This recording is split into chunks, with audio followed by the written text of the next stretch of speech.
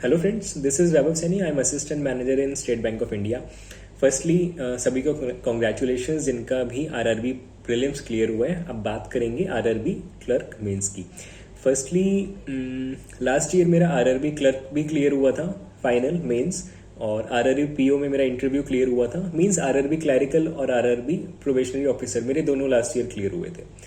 In addition to this IBPS PO में मैं interview round तक गया था, और एसबीआई में मैं as an assistant manager job कर ही रहा हूँ। तो बात करने वाले हैं हम आपके आरआरबी क्लर्क मेंस की। देखो, फर्स्टली इसमें आपके पास टाइम की बाउंडेशन नहीं होती कि आपको किस सेक्शन को कितना टाइम देना है। आपके पास अपना मतलब आपके पास सबसे बड़ा एज है कि आप किसी भी सेक्शन को पहले कर सकते हो, किसी भी सेक्शन को जितना मन करे उतना टाइम दे सकते हो। तो मैं अपनी टिप्स बताता हूँ कि मैंने किस तरीके से किया था। सबसे पहले बात करते हैं हम लोग करंट अफेयर्स की। अब इसमें जो मुझे लगा था ना, करंट अफेयर्स वाला पोर्शन जो है थोड़ा सा बाकी एग्जाम से डिफरेंट मुझे थोड़ा सा लगा था। जो आपका स्टैटिक वाला पोर्शन होता है ना, कि बुक्स एंड ऑथर हो गया, आपकी ऑर्बिट्री हो गई, या फिर आपकी फेमस पर्सनैलिटी के ऊपर क्वेश्चन हो गया, वो इसमें थोड़े ज़्यादा आते हैं। मेरे टाइम में ये आरआरबी पीओ की बात बता रहा हूँ, 3 बुक्स एंड ऑथर पे 3 क्वेश्चन आए थे, और उन तीन में जो 2 बुक्स एंड ऑथर का आंसर था वो थे रस्किन बॉन्ड। तो 3 क्वेश्चन बुक्स एंड ऑथर पे आए थे, और आई गेस 1 या 2 ऑर्बिट्रीज भी आई थी। तो अगर आपको लग रहा है कि आजकल एग्जाम्स में आपकी ये वाले क्वेश्चन थोड़े कम आ रहे हैं स्टैटिक वाले, तो ये दिमाग से निकाल दो। आरआरबी में वो क्वेश्चन पूछे जाते हैं, तो स्टैटिक पे भी अपने को फोकस रखना है। और बाकी दूसरी चीज, एक आपके बेसिक वाले क्वेश्चन होते हैं ना, सपोज करो WHO का हेडक्वार्टर ही पूछ लिया, यूनिसेफ का, यूनेस्को का, इजी वाले क्वेश्चन जो हमको लगते हैं कि एग्जामिनेशन में नहीं आते, वो आरआरबी अपने मेंस में पूछता है। यार मेरी शिफ्ट में तो पूछे गए थे, तो मैं उसके बेस पे आपको बता रहा हूँ, ठीक है। तो अगर मैं अपनी 1 साल पहले वाली शिफ्ट ही आपसे कंपेयर करूं, तो उसमें अराउंड 6 महीने के करंट अफेयर्स थे। 80% करंट अफेयर्स आपके 6 महीने से कवर हो गए थे। कुछ 2-4 क्वेश्चन थे जो अराउंड 10 या 11 महीने पुराने थे, तो वो मैं अटेम्प्ट ही नहीं कर पाया था क्योंकि मैं पढ़ के नहीं गया था। तो फोकस अपना आपको 6 महीने पे ही रखना है। जो भी करंट अफेयर्स की सोर्स आप फॉलो कर रहे हो, उसको आप इस तरीके से अब रिवाइज करना है इन बचे हुए 15 दिनों में, कि 1 महीना आराम से आपको 2 से 3 बार रिवाइज करना है, ठीक है ना। ऐसा आपको करंट अफेयर्स में करना है। और स्कोरिंग पोर्शन आपका करंट अफेयर्स रहता है, बट आपको ध्यान बस ये रखना है, अब कोई नई सोर्स फॉलो मत करना करंट अफेयर्स की। जो भी आप फॉलो कर रहे हो उसको एटलीस्ट 3 बार रिवाइज कर लेना, 1 महीने को 3 बार रिवाइज कर लेना, ठीक है। और जब आपका एग्जाम से 3 या 4 दिन पहले कुछ फेमस अपने यूट्यूब चैनल्स हैं, तो वो ना आपके टॉप 200, टॉप 300 MCQs की करंट अफेयर्स की आपकी वीडियोस निकालते हैं। अड्डा भी निकालता है शायद, और ग्रेड अप भी निकालता है, तो वो जरूर देख लेना। उससे काफी सारे क्वेश्चन ना फंस जाते हैं एग्जाम में, जो वो टॉप 200, 300 की सीरीज वो लोग निकालते हैं। वो देख लेना करंट अफेयर्स के लिए, और स्टैटिक को अच्छे से कवर करना। Multiple times revision is the only key to score maximum marks in current affairs. अब बात करते हैं देखो रीजनिंग और क्वांट्स की। फर्स्टली रीजनिंग और क्वांट्स में आपका फोकस मिसलेनियस पे रहना चाहिए। अब मेरे टाइम में तो क्या हुआ था यार, नॉर्मली क्या होता है, क्वांट्स थोड़ी डिफिकल्ट साइड पे रहती है, रीजनिंग इजी आती है मेंस में। बट मेरे टाइम पे क्या हुआ था, अगर मैं अपनी शिफ्ट की बात करूं, क्वांट्स थोड़ी इजियर साइड पे थी। मतलब मैं सारी डीआई अटेम्प्ट कर पाया था, एक डीआई मैंने छोड़ी थी। मेरे टाइम में डीआई आसान आई थी। अगर मैं बात करूं पजल की, तो मैं पजल में फंस रहा था यार। जो पजल्स थी वो ट्रिकी थी। तो ये डिपेंड करता है आपकी शिफ्ट पे कि आपकी रीजनिंग आसान आती है या क्वांट्स आसान आती है। अब इसे उसको आप जज करके मत जाना कि क्या आपका आसान होने वाला है। तो पहली हमेशा की तरह आपको मिसलेनियस अटेम्प्ट करनी है रीजनिंग में। अब इन बचे हुए दिनों में क्या करना है, 15 दिनों में क्या करना है, कोई जिस भी टीचर से आप पढ़ रहे हो उनकी पुरानी वीडियोस देखो। जितनी भी उन्होंने प्रीवियस ईयर पजल्स या प्रीवियस ईयर मिसलेनियस कराई है, उसकी आप प्रैक्टिस करो इन 15 दिन में। कुछ नया पढ़ने से अच्छा है जो पढ़ चुके हो उसी की प्रैक्टिस करो। एक प्रीवियस ईयर बुक खरीद लो। मैं हमेशा बुक्स खरीदता था प्रीवियस ईयर की। उसमें देखो, अगर हम मिसलेनियस पे स्पेशली बात करें रीजनिंग की, तो जितनी भी मिसलेनियस के क्वेश्चंस बने हैं ना कोडेड फॉर्म में, चाहे वो डायरेक्शन सेंस का हो, चाहे ब्लड रिलेशन का हो, चाहे कुछ भी हो, आपकी इनइक्वालिटीज का हो, सिलोगिज्म का हो, जितनी भी मिसलेनियस है रीजनिंग की पजल्स के अलावा, वो सारी आपके टिप्स पे होनी चाहिए। मेरे कहने का मतलब है वो पिछले 7 से 8 साल की सारी मिसलेनियस आप आपको करके जानी है, क्योंकि ये बात मान के चलो मिसलेनियस रिपीट होती है, मिसलेनियस का टाइप रिपीट होता है। अब इसके बाद बात आती है आपकी पजल्स की और सिटिंग की। पजल और सिटिंग के लिए बस एक ही टिप है कि पजल अगर आपको देखने में लग जाए कि मैं कर सकता हूं या कर सकती हूं तो अटेम्प्ट करो, नहीं आती तो तुरंत स्किप करके आगे बढ़ जाओ।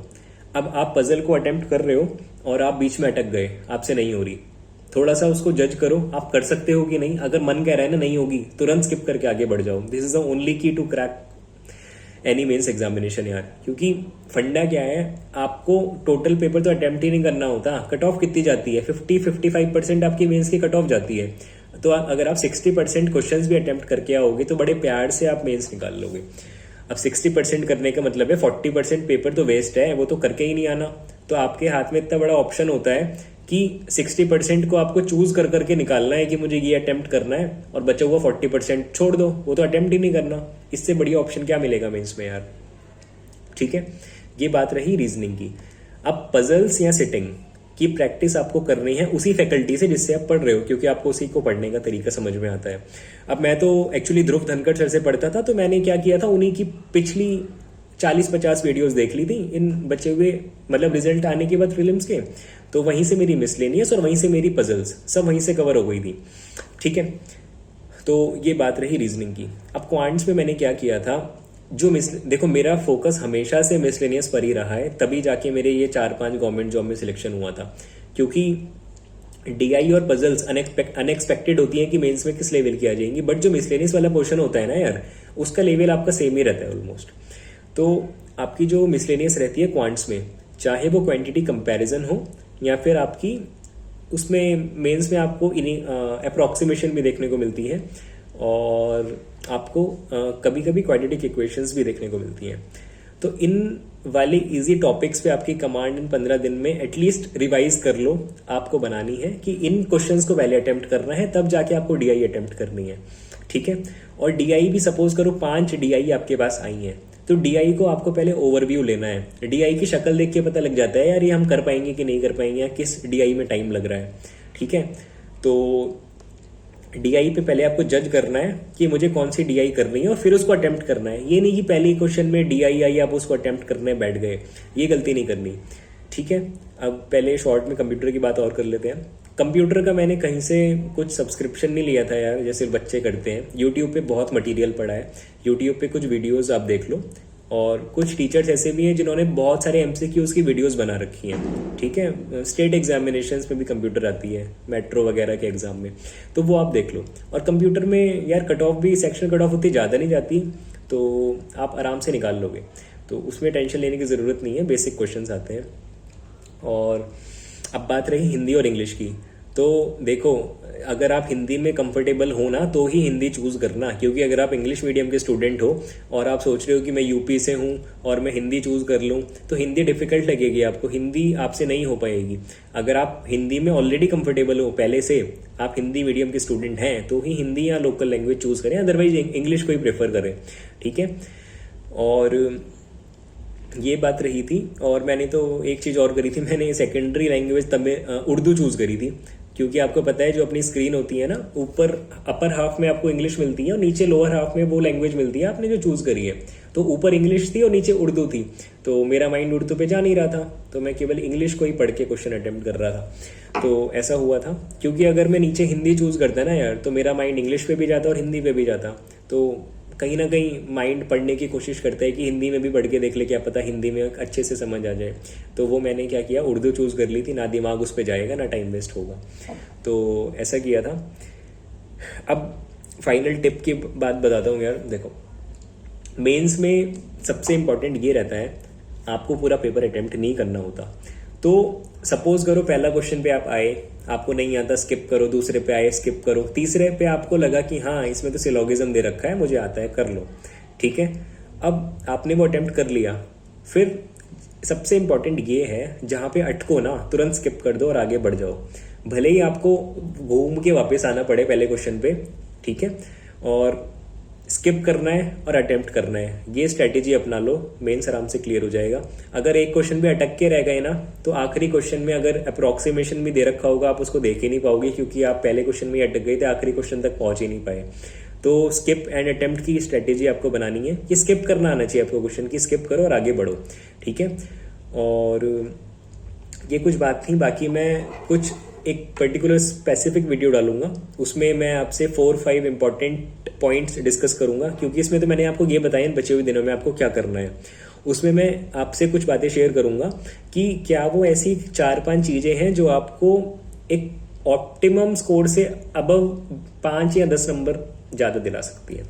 तो वो बातें मैं आपको नेक्स्ट वीडियो में बताता हूँ। ये थोड़ी लंबी हो गई वीडियो, तो बाकी आपकी कोई क्वेरी है, कोई कमेंट में आप डाल सकते हैं, या फिर डिस्क्रिप्शन में आपको टेलीग्राम का लिंक मिल जाएगा, आप उसमें मुझसे शेयर कर सकते हैं, मैं ज़रूर उसका रिप्लाई दूंगा। So this is all from my side. कोई भी बात हो तो बता सकते हैं। बाय।